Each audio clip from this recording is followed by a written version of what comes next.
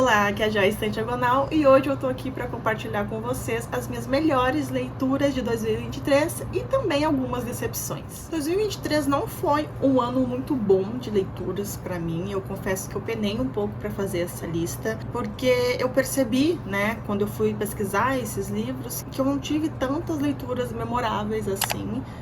O que é uma pena, mas também não é nada assim absurdo. Acho que tem anos que a gente faz escolhas melhores que outros, E por causa disso também eu estabeleci algumas metas, coisas que eu não costumo fazer para o ano de 2024, que eu vou compartilhar com vocês só no próximo vídeo, mas saibam que isso vai acontecer. Bem, gente, eu separei aqui 6 leituras que foram as minhas melhores leituras de 2023 e também 3 livros que de alguma forma foram uma decepção. Não é as minhas piores leituras, tá? De jeito nenhum, até porque vocês vão entender ali que tem alguns livros ali que eu tô com um pouquinho de dor no coração, mas eu tive que fazer essa escolha porque tem um motivo por trás. E eu também ignorei nesta lista os livros que eu escolhi na metade do ano, quando eu fiz a minha própria versão de tag do 50%, onde eu compartilhei com vocês ali algumas leituras que foram as minhas melhores até então. Eu vou deixar esse vídeo aqui nos cards e na descrição também para quem quiser conferir. Lá vai ter também alguns livros que foram os meus queridinhos de 2023. Mas esses aqui basicamente são do segundo semestre, certo? Vou começar, gente, com uma graphic novel. Na verdade, aqui vai ter 2 ou 3 graphic novels, tá? Para vocês verem como foi meu ano, tá? São 3 quadrinhos e 3 livros. O primeiro, então, é Salem, tá? Essa graphic novel aqui que saiu pela Dark Side, do Thomas Gilbert. Aqui a gente vai ter a própria versão dele sobre os acontecimentos de Salem. A gente vai ter uma menininha aqui que é Abigail, ela tem 14 anos apenas, até que vai acontecer um evento, que é um acontecimento na vida dela, que é um acontecimento que marca todas as meninas, nesta idade. Então, onde ela vai ter a sua primeira menstruação. E a partir disso, a visão dos homens daquela aldeia ali em que ela vive vai mudar sobre ela, A gente sabe muito bem. E seguindo, então, esse fluxo que a gente vai acompanhar a Abigail, a melhor amiga dela, e o desenrolar de tudo que vai acontecer dentro desta aldeia, até chegar, então, nos julgamentos de Salem, o que eles consideravam não bruxaria, o porquê, os motivos, sem esquecer, é claro, que isso aqui é uma adaptação onde o autor ele vai tomar algumas licenças poéticas, Ele vai criar sua própria ficção, mas brincando ali também com fatos históricos. Eu adorei essa HQ, tá, gente? As ilustrações também são belíssimas, me ajudou muito bem a contar essa história. Acabou contando ali de uma forma bem responsável tudo que aconteceu aqui com essas mulheres dentro dessa sociedade. Então eu gostei deste tom, sabe? De trabalhar com responsabilidade, um fato histórico não tão legal da nossa história, E por isso que ele tá, então, aqui nesta lista. O outro livro que eu adorei muito de ter conhecido nesse ano foi O Parque das Irmãs Magníficas. Eu acabei lendo ele no Storytel, tá disponível lá para quem quiser ler, também tá disponível agora no Audible, tá bem fácil de encontrar para vocês escutarem. Também é uma leitura bem curtinha, acho que tem em torno ali de 200 páginas. E a gente basicamente vai acompanhar aqui o rito de iniciação de uma personagem que é uma travesti, mas a autora aqui, que é Camila Sousa Vilada, ela não vai nos poupar dos detalhes mais sombrios da vida dessa personagem. A autora também é uma autora travesti argentina, se eu não me engano. É um livro com diversos gatilhos também, é importante dizer isso. Porém, ela vai se utilizar aqui de um elemento fantástico, Alguns elementos fantásticos, então acaba sendo aqui um conto de fadas que ela tá contando, sabe? Ao mesmo tempo que também vai ser uma história de terror.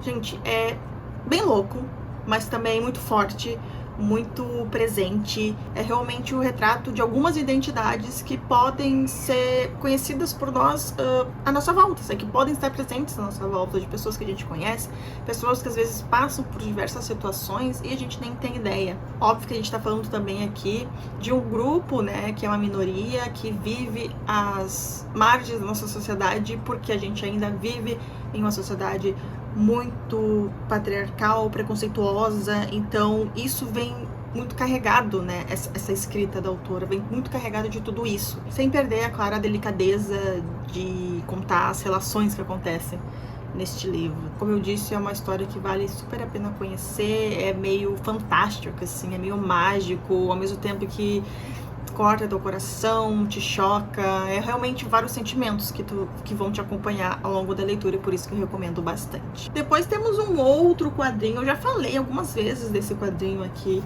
no canal, que é Na Mente de Sherlock Holmes, tá? Eu não tinha a menor pretensão, né, de gostar desse quadrinho quando eu comecei a leitura, a não ser que eu gostei muito da capa, assim, né, que é essa capa recortada, ó. Mas depois de ter lido a história, eu vejo que até a capa conversa com a história que os autores aqui quiseram contar, né? Esse quadrinho então saiu pela Epoch Nankin e é uma parceria então do Cyril Lieron e do Benoit Dahan, tá? E obviamente é uma adaptação então de Sherlock Holmes, né, do Arthur Conan Doyle. Mas qual o diferencial então desse quadrinho para tantos vários que existem por aí, sabe? Aqui, meio que a cabeça do Sherlock, ele vai ser um personagem que vai te ajudar a contar essa história de uma forma visual, né? Através da arte dos artistas. Então a gente vai ter um caso aqui, vai acontecer um crime, obviamente, a gente tá falando de Sherlock, e vai mostrar exatamente como essa história como essa investigação, na verdade, vai se desenrolar na cabeça do Sherlock, até ele ter dicas, enfim, até ele chegar numa solução. Então, por exemplo, aqui a gente tem um exemplo, ó. A gente tem aqui como se a cabeça do Sherlock fosse um sótão e tudo acontece dentro desse sótão, tá? Então a gente vai acompanhar o fio de todo o pensamento dele, e esse fio vermelho aqui. Eu gostei dessa ideia, sabe, de mostrar de uma forma visual a investigação, ao mesmo tempo que o roteiro da história é muito gostosinha de acompanhar, sabe. Uma investigação é sempre muito legal, né, de acompanhar, eu particularmente gosto muito. E a arte é linda, né, gente, a arte é maravilhosa, então eu gostei muito.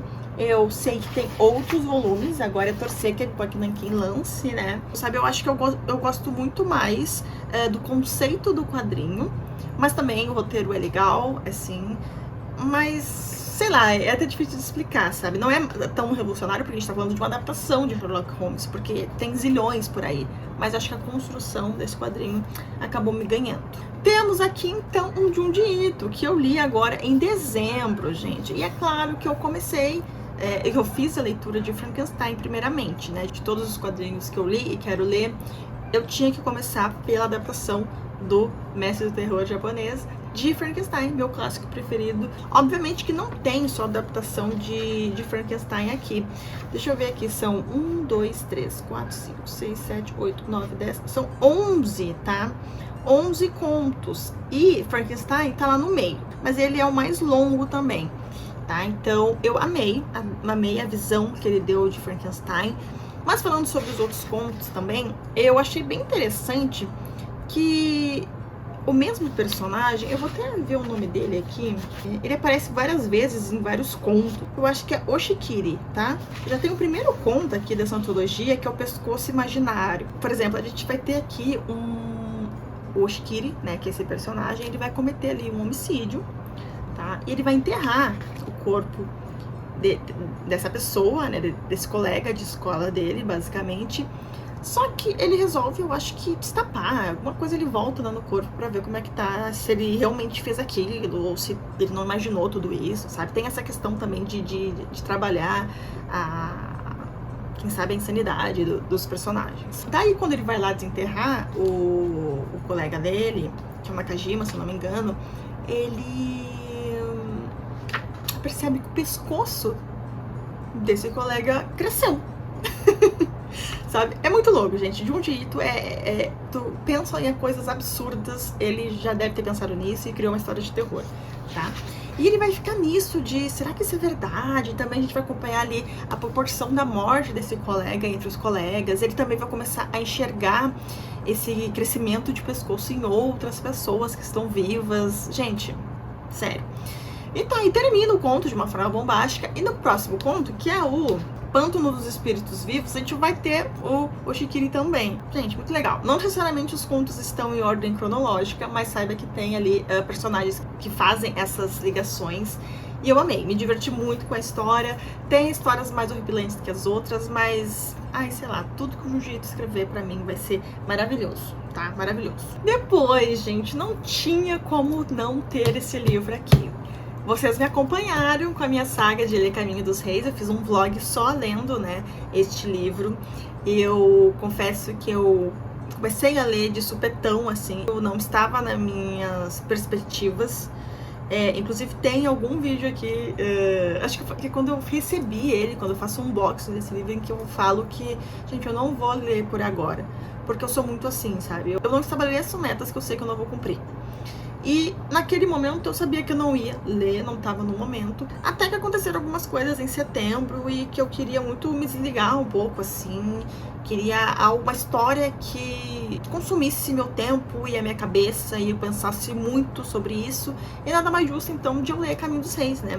Essa história que todo mundo que lê ama, uma história que uma das minhas melhores amigas gosta tanto e trabalha tanto em cima dela, em divulgar essa história. Então eu achei que poderia ser essa história, então eu comecei a ler.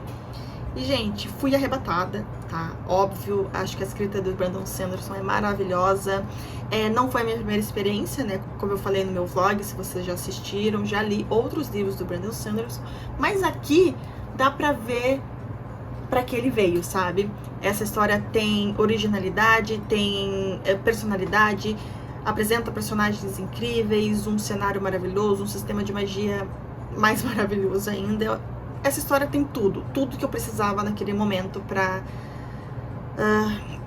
apagar certas coisas da minha cabeça, aconteceram aqui, tá? Não é à toa que tem 300 mil marcações. Fazia muito tempo, inclusive, que eu não fazia marcações em livros. Então, eu acho que ele trouxe também essa minha vontade de me debruçar sobre um livro, de realmente estudar uma história, sabe? De anotar coisas para eu não esquecer. Eu acho que esse livro foi o melhor do ano, com certeza, disparado, por tudo que ele me proporcionou, não só como leitora, para resgatar também essa minha vontade de ser leitora, porque às vezes esse sentimento me escapa. Esse livro foi um queridinho e vai continuar sendo, e com certeza agora em 2024 vou estar lendo Palavras de Radiância, e já tô muito feliz que eu sei que a Trama já anunciou aí Outbringer, né, se eu não me engano, para maio, junho, por aí. Então tenho que providenciar já a leitura de Palavras de Radiância, tá? Então tá aqui, gente. Não tinha como não estar aqui um preferido da vida, com certeza. Então, daí eu tenho aqui mais um livro que é adulta, tá, gente? Quando eu li esse livro, enquanto eu estava lendo esse livro, eu já imaginava que ele seria uma história muito forte pra mim, mas eu acho que ele ganhou um significado maior quando eu fiz um paralelo no que, possivelmente, né, porque a autora não confirma isso, mas, enfim, ela se baseou para contar essa história. E eu não sei se eu comentei sobre isso, né, em algum lugar ou aqui no canal, mas basicamente aqui a gente tem uma adaptação de um episódio muito triste no mundo da música, de um dos cantores talvez mais bem estabelecidos no mercado Airbnb na época, que é o R. Kelly, tá? Eu vou chamar de R. Kelly, mas é R. Kelly, não sei. Que é aquele cantor que canta I believe I can fly, I believe I can touch the sky. Enfim, esse cara aí mesmo. Mas ele não é uma boa pessoa, e aqui a gente vai entender como que funcionava um pouco do modus operandi dele para ser um predador sexual. Pra gente entender um pouco o contexto, tá, da história real, o R. Kelly, então, ele foi acusado de ter ali, como eu vou falar isso pro YouTube não desmonetizar, mas enfim, ele era um predador sexual e ele foi acusado por diversas meninas menores de idade, todas elas mulheres negras. Agora, em 2019, há pouco tempo atrás, foi lançado então uma série de TV que se chama Survival R. Kelly, onde várias dessas mulheres, elas foram entrevistadas e elas compartilham como foi a história delas com ele, tá? E, gente, é uma história mais absurda que a outra. E é impressionante quanto ele continuou atuando mesmo anos depois e, enfim, até hoje tem gente que acredita na inocência dele, o que é absurdo. Enfim, esse é basicamente o contexto, tá? Mas aqui, então, a gente vai ter como se fosse... É uma personagem fictícia, obviamente, tá, gente? Mas aqui a gente vai ter uma adaptação de uma dessas mulheres, tá? A gente vai ter aqui a Enchanted. Ela é uma menina muito talentosa, ela é uma cantora, mas ela não tem muitos ali os recursos pra explodir. Ela só canta ali em coisas do colégio, talvez, em coros. E vai acontecer de o personagem aqui, protagonista, que é esse tal cantor de Airbnb, que é muito bem sucedido, ele vai ver a Enchanted um dia cantando e vai se interessar por ela. Tá? A princípio, para uma questão profissional, a gente sabe que não é bem isso que acontece, e aí eles vão acabar se envolvendo, e obviamente isso vai mexendo bastante com a cabeça e com os sentimentos da Enchanted, que é uma garota ali, se eu não me engano, de 16, 17 anos. E é muito interessante, gente, que o livro, ele tem um tom, assim, de thriller também, porque o primeiro capítulo, a gente já vai ter a Enchanted ali numa situação muito complexa, assim, porque o personagem, né, o Corey, ele está morto, e na peça só tá ela com ele. Né? Então, esse não é spoiler, isso tá na sinopse, tá, gente? E é a partir desse ponto que a gente vai retroceder e acompanhar, então, a relação deles desde o começo. E, gente, incrível a leitura por si só, pela história que ela apresenta, mas ela fica ainda melhor, então, com todo esse contexto. Principalmente, a gente tá falando aqui de uma autora negra escrevendo sobre garotas negras e todas as dificuldades que essas meninas enfrentam puramente por querer ir atrás dos seus sonhos, como tudo é mais difícil para elas. Então, acaba sendo também uma leitura necessária.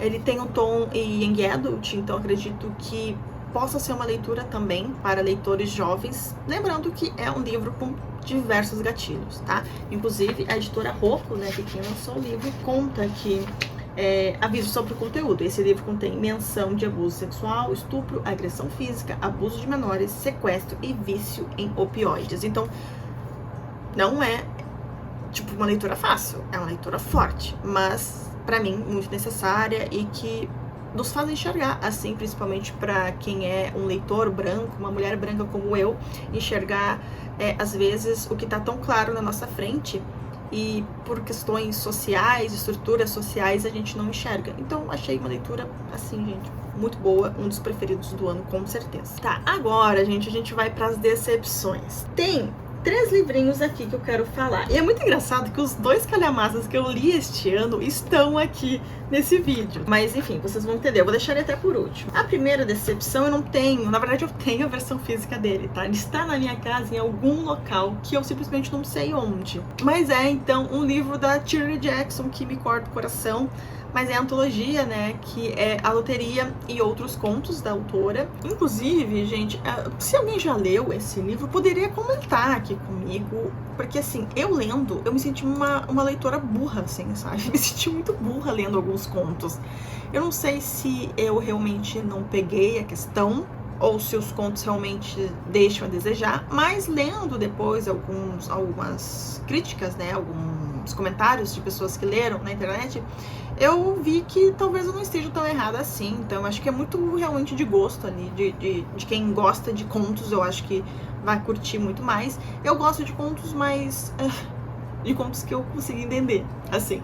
Mas assim, fiquei com aquele sentimento que sou um pouco burra, sabe? E por causa disso, eu esperava um pouco mais do livro. Eu estava muito empolgada por finalmente ler A Loteria, mas é uma antologia ali com vários contos. São 25 contos, na verdade 24 contos e um poema que a autora escreveu. E assim, basicamente o único que se destaca realmente é A Loteria, é o conto que mais chama atenção, que mais tu fica envolvido, que mais tu fica impactado, né, pelo teor dele. Mas os outros eu fiquei um pouco aquém, assim. São contos que o cotidiano vai ser o cerne de todos os contos, tá? O cenário. Então a gente vai ter diversas situações cotidianas, como um simples fato de tomar um café com uma outra pessoa e uma visita chegar, tá? Mas ela torna essa visita ser algo bem assim, angustiante, claustrofóbico, eu acho que é a palavra. Alguns contos dessa antologia tem esse tom, sabe, de sufoco, de aperto. Eu acho que isso é muito bom, assim, a gente percebe muito bem. Porém, tem contos que terminam do nada, e a gente fica assim, como assim, gente? O que aconteceu? O que eu não entendi, sabe? Então, por a maioria dos contos ter me causado esse sentimento, eu acabei colocando esse livro, então, essa antologia aqui, como as decepções do ano. Não por ser um livro ruim, mas por ter sido contos que não me pegaram tanto, tá? Tirando ali alguns destaques. Acho que é isso. Depois, temos aqui, gente... esse aqui me parte o coraçãozinho, tá? Porque ele tem uma história legal. É uma história gótica que vai envolver uma mansão, um mistério de família. Gente, tudo bom, tá? É Mansão Galante. E fazia tempo que eu não lia nada da autora, e daí eu peguei esse pra ler. E eu comecei muito empolgada, acabei devorando essa história. Mas quando vai chegando no final, gente, daí o negócio desanda. Sério, tudo acontece muito rápido. Meio que não chega a ser um Deus Ex Machina, assim, que resolve tudo, mas eu não fiquei satisfeita com o final. Eu acho que foi um final muito apressado. Parece que falaram pra Victoria, o livro tem que ter 300 páginas, se vira.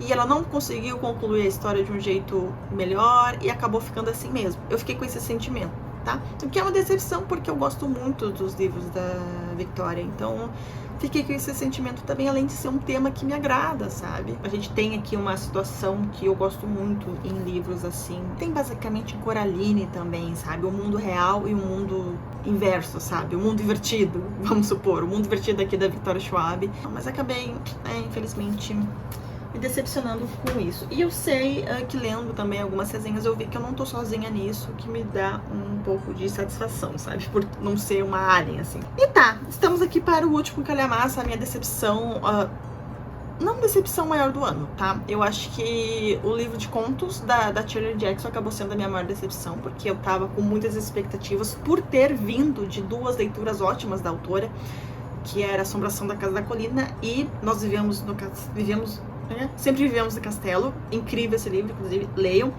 Mas eu peguei, gente, esse aqui eu li junto com o meu clube do livro, tá? Que está aí um pouco parado, mas ele existe, tá? Que é A Hora das Bruxas. Só que aqui a gente precisa fazer alguns disclaimers, tá? Essa minha edição aqui, ela tá unida 2 partes de A Hora das Bruxas. Mas antes a Rocco lançou aqui os livros separadamente, a parte 1 e a parte 2. Então, o que acontece? É muito engraçado que a parte 1, gente, do livro termina de uma... Eu queria saber muito como foi a reação das pessoas ter lido A Hora das Bruxas, parte 1, e ter terminado daquele jeito, porque ele é um livro inteiro. Mas aqui no Brasil houve essa escolha, né, de dividir ele em 2 livros para ser um livro grande, né? Então, eu não sei como é que foi naquela época, como era lançado, como era visto, né, esses calhamaços. Mas, enfim, a primeira parte do livro, gente, é muito boa. Este aqui foi um dos livros também que eu debrucei um pouco, porque a gente tem aqui uma grande família. A gente tem a história de uma família que recebeu um dom ali em determinado momento, tá? Um presente, vamos dizer assim, que é essa presença, né, de um espírito que vai acompanhar sempre algumas mulheres dessa família, que é a família Mayfair. A gente vai acompanhar literalmente desde a criação, né, desse elo entre a primeira mulher que acabou invocando esse espírito. Esse espírito, então, ele vai levar o nome ali de Lesher. A primeira parte é ótima, porque a gente vai acompanhar, então, a criação desse elo, da primeira bruxa ali, da primeira mulher que acabou invocando ele, a relação dos dois, como eles são poderosos juntos, de como essa mulher tinha certo controle por esse espírito, até passar para a próxima geração, várias gerações, até a gente chegar aqui no tempo presente, onde a gente vai acompanhar a Rowan. Aqui, ó, deixa eu ver. A gente tem aqui o nascimento. Inclusive, eu fiz uma listinha aqui, gente, tá? Eu fiz a listinha das mulheres Mayfair e dos seus respectivos cônjuges e os filhos que tiveram, enfim. A Rowan nasceu em 1959, tá, gente? Então, assim, não é uma história tão recente, assim. Mas, enfim, ela está no presente. Ela que é a protagonista. Então, ela nasceu em 1959. A primeira mulher, ela falece em 1659. Imagina aí acompanhar 4 séculos, tá? De história. E a gente vai ter isso. E a Anne Rice sabe fazer isso muito bem. E eu me vi muito envolvida nisso, de acompanhar como era a vida daquelas mulheres, o que elas tiveram que fazer. Pra mim, essa é a melhor parte, acompanhar a família, a árvore genealógica dessa família e como tudo acontecia, como era a relação, né, e esse vínculo com o Lesher, né, com esse espírito. E, gente, eu ficava muito vidrada, assim, porque a Anne Rice, ela vai intercalando o presente com o passado, o presente com o passado. Paralelamente, a gente vai conhecendo outros elementos da história, como o Talamasca, que é esse grupo de pessoas, tá? não chega a ser investigadores, mas enfim, é um grupo de homens ali que ficam investigando as mulheres Mayfair pra tentar capturar o Lasher, talvez, não sei. E é muito legal que esse livro eu tô falando como decepção, mas eu tô super empolgada falando sobre ele. Mas é esse sentimento mesmo. A primeira parte do livro é muito boa mesmo. Só que daí a gente chega na parte 2. E daí na parte 2 desandou. Tá? Eu acho que pra primeira parte eu dei nota 4. E pra segunda parte eu dei nota 2. Porque daí a história deixou de ser interessante pra mim. Quando eu vou baixar até o livro, tá, gente? A história deixou de ser interessante pra mim, porque a gente passa ali só a acompanhar a Rowan. Não que ela seja desinteressante, mas o par romântico dela é o Michael. E eles têm uma ligação também, os dois. Ai, não sei, eu não sei nem explicar assim porque eu não gostei, mas acaba sendo desinteressante. Quem eu queria entender mais, eu não entendo. E daí também a questão da relação do Lasher com a Rowan, pra mim, é muito estranha mesmo. A Rowan vai tomar algumas decisões aqui que eu acabei não curtindo. E o final é muito também rápido, sabe? Também a Anne Rice fala, ai, cansei de escrever esse livro, vou finalizar aqui e bola pra frente. Ai, gente, não sei, acabei me decepcionando muito com essa segunda parte. Então, assim, a gente tem um livro que pra mim foi muito bom, que é o Hora das Bruxas parte 1, e a Hora das Bruxas parte 2 pra mim foi bem decepcionante, foi enfadonho, foi sofrível de ler, sabe? Mas assim, quero continuar lendo. Tá? Quero porque eu sou muito curiosa, sabe? E como eu me vi fisgada, assim, por essa família, eu quero ver como é que termina, né? E essas foram, então, as minhas decepções de 2023, assim como as minhas melhores leituras de 2023, tá? Lembrando que mais leituras, assim, que eu acabei gostando bastante, tá nesse meu livro de conclusão do primeiro semestre, que eu vou deixar aqui nos cards, tá? Também vai estar na descrição. Então, eu acho que, somando tudo, vai dar ali cerca de uns 10, 12 livros, tá? Que são os meus queridinhos deste ano. Mais uma vez, esse ano não foi um ano com boas leituras, mas eu acho que das poucas que eu fiz, eu consegui selecionar algumas que me valeram para algo. E eu quero muito melhorar, assim, esse sentimento para 2024. É isso, espero que vocês tenham gostado. Lembrando que o link de alguns desses livros eu vou deixar aqui na descrição. Vocês comprando pelo meu link da Amazon, vocês me ajudam bastante, ajudam o canal a crescer. Não se esquece de se inscrever no canal se ainda não é inscrito. E a gente se vê, então, no próximo vídeo. E feliz 2024! Tchau, tchau!